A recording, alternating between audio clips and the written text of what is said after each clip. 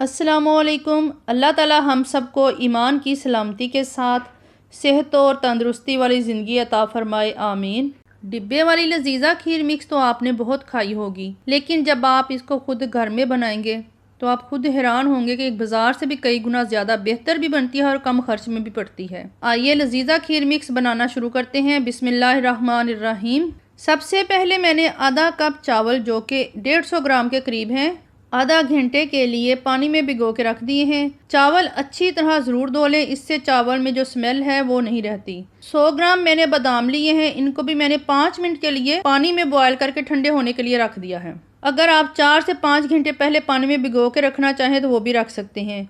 फिर तमाम बादामों के ऊपर से छिलका उतार कर रख लेना है। इसी तरह 6 अदद मैंने सब्ज़ इलायची ले ली है और उसका छिलका भी उतार लिया है। सिर्फ इलायची के दाने इस्तेमाल करने हैं, छिलका इस्तेमाल नहीं करना। इसके बाद एक ब्लेंडर का जग लिया है जिसमें हमने तमाम चीज़ों को ग्राइंड करना है। सबसे पहले मैं इसमें चावल शामिल कर रही हूँ और साथ ही आध कप पानी का मज़ीद इसमें जाएगा, ताकि चावल और बादाम जो हैं वो इससे अच्छी तरह ग्राइंड हो सकें।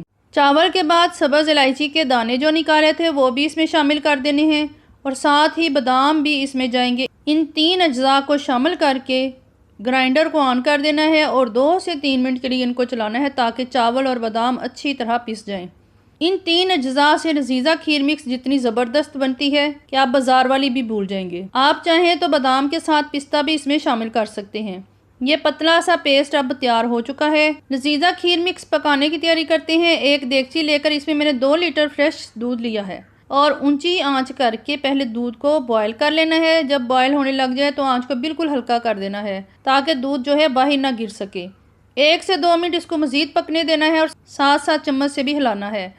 फिर इसमें ग्राइंड किया हुआ पेस्ट थोड़ा थोड़ा करके शामिल करना है। साथ साथ चम्मच हिलाना नहीं छोड़ना, वरना चावल पेंदे में लग सकते हैं या गुठलियां भी बन सकती हैं। जब आप चावलों का पेस्ट डालें तो साथ साथ 2 से 3 मिनट चम्मच ज़रूर चलाना है। चम्मच को चलाना नहीं छोड़ना, वरना गुठलियां बन जाएंगी। जब बॉयल होना शुरू हो जाए तो फिर आप बेशक 2 से 3 मिनट का वक्फा दे सकते हैं। आंच को अब मीडियम करके 4 से 5 मिनट के लिए पकाना है। दूध थोड़ा गाढ़ा होने लग जाए तो 1 कप चीनी ली है, खीर की मुनासबत से इसमें शामिल कर देंगे और फिर से 4 से 5 मिनट के लिए मज़ीद इसको पकाना है। आंच थोड़ी सी ऊंची कर सकते हैं। जब बबल इस तरीके से बनने लग जाए तो समझ जाएं खीर अब पक के तैयार हो चुकी है।